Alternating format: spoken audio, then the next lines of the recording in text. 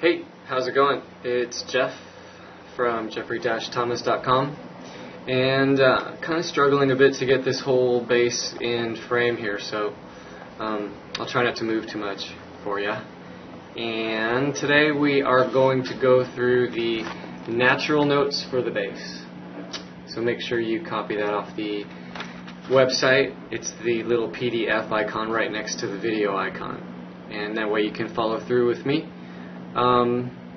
First thing is the musical alphabet, pretty much. Once again, this is going to kind of govern all musical instruments. And if we start at A, we're going to have A, B, C, D, E, F, G, and then back to A again.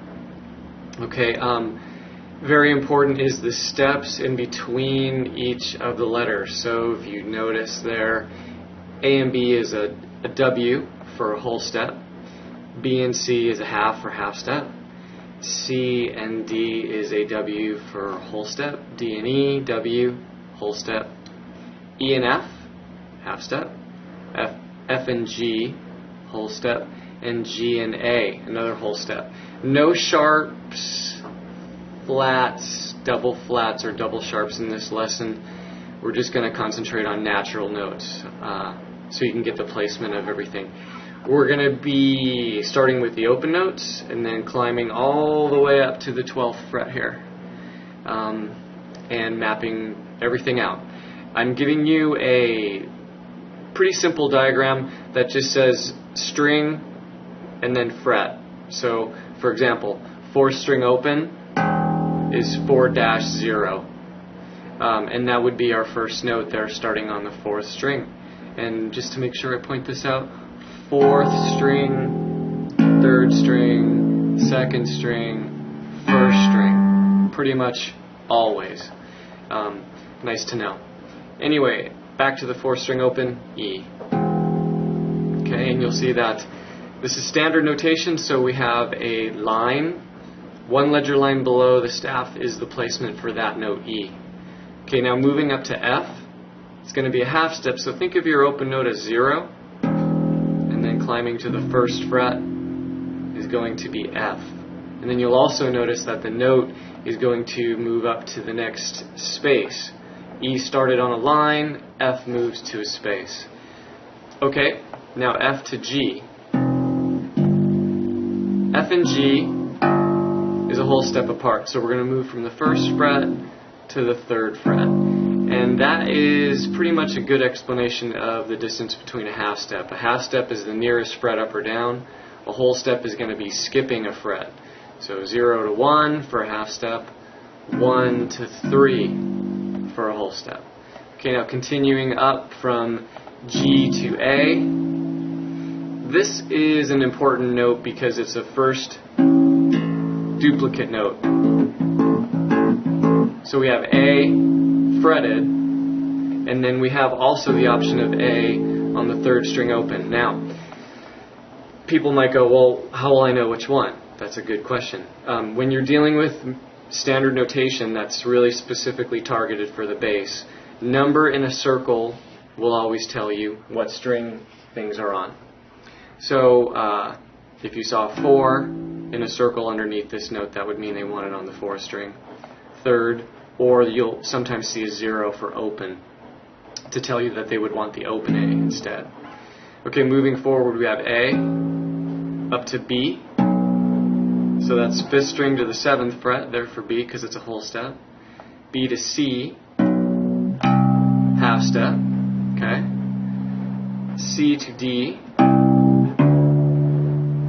whole step, takes us to the 10th fret, and then D to E at the 12th fret. All of the open notes are going to start over again at the 12th fret. That's why the 12th fret is pretty significant.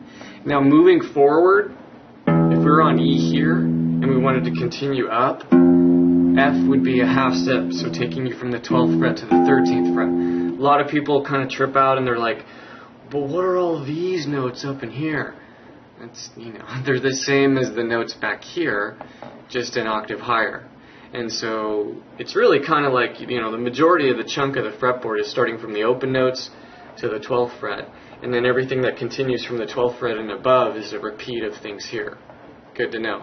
I'm just stopping at the 12th fret for you.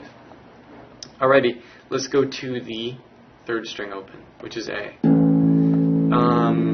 And then moving to B, it's going to take us from the open to the 2nd fret, because it's a whole step, right? B to C, half step, 3rd fret. C to D, 5th fret, also a tuning note. Okay. And D to E, whole step, 7th fret. E to F, half step, 8th fret. F to G, whole step, takes us to the 10th fret. And then finishing with A. A to A. Open A an octave higher at the 12th fret.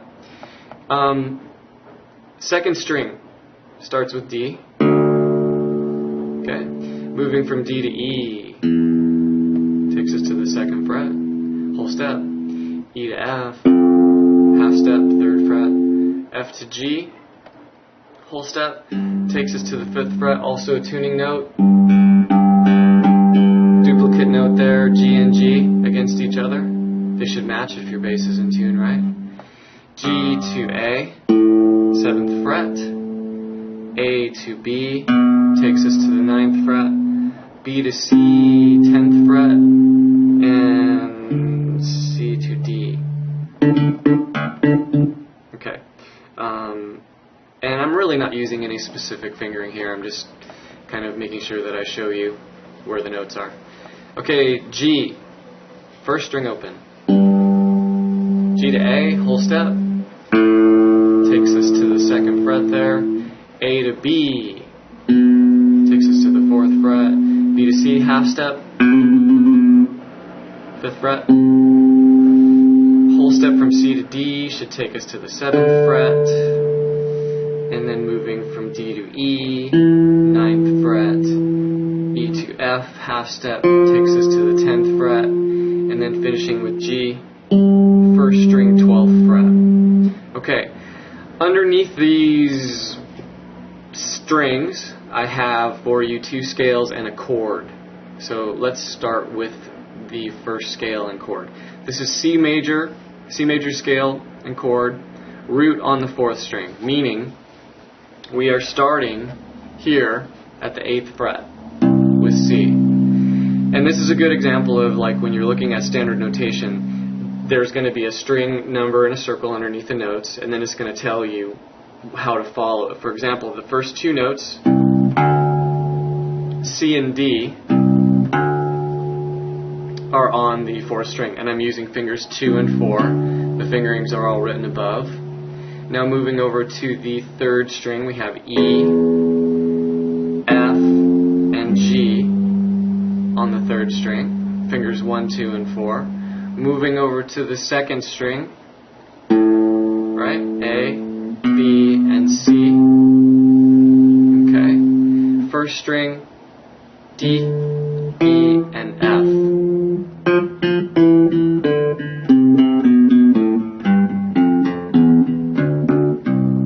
Okay, now the chord pretty much makes sense to map out a guitar chord there for this area, but on the subject of chords for the bass, this is not what you would do. I mean, I don't know, maybe some players would do it. It's got kind of a warm tone, right? But usually what'll happen is the bass player will just play like the 4th string note and then here, getting that interval to sound the chord. But you know, you can get some cool things happening. So chords are definitely not off limits for the bass. I just want to be super sparkly clear on that. A natural minor. Okay, next scale, and then we'll finish up for today. Starting here, A,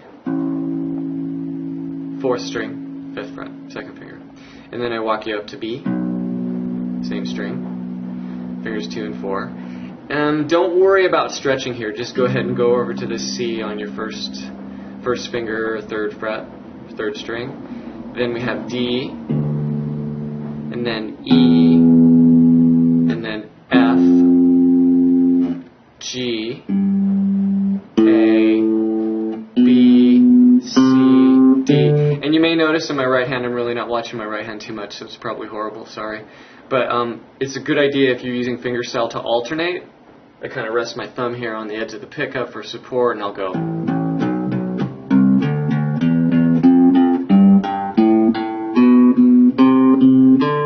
Right? Playing the same note twice, and then coming back down.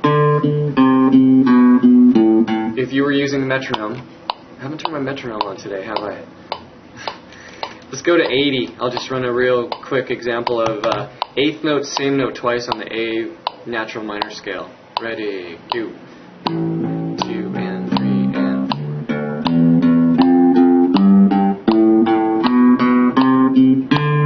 Okay, then you would climb back down.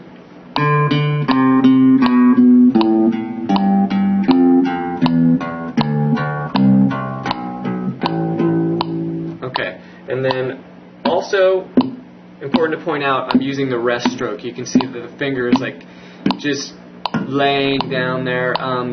Free stroke is the opposite of a rest stroke. It's usually for faster things, or some people might be using a pick here. That's why it would be really cool if we did webcam lessons, because we could talk about these things in further detail and how they apply to tunes, right? Anyway, back to the chord here for A minor, sorry. This is a big bar. Both of the chords were barred, and what you need to do is bar that first finger, right? And then get your third and your fourth there for the other two notes. So basically it's a 4-note chord, and it's going to follow this logic. The lowest note is on the 4th string, the note above it is on the 3rd string, the note above that is on the 2nd, and the note above that is on the 1st string. So it would be E, A, on the 4th string, A on the 3rd string, A again with your pinky on the 2nd string, and then barring to catch that C on top. And then down here in the right hand, I'm using a block chord. So thumb, first finger, middle finger, and ring finger, which would be P, I, M, A, and then just springing away from the bass to get all those notes clear. Going back up to C, the C chord is the same thing, a full bar. Okay, make that clean for you there. So bingo, 3rd finger, pinky, and then your 2nd over here. So chords, important on the bass, but they might take a little bit of work to get all the notes clear. It's definitely worth it, okay? We'll wrap it up here for today. I guess related lessons would be natural notes for the guitar, natural notes for the ukulele. Those are lessons that would make sense, that will help you also place all of the natural notes on those instruments as well. So I guess until next time, we will see each other later. Okay, bye.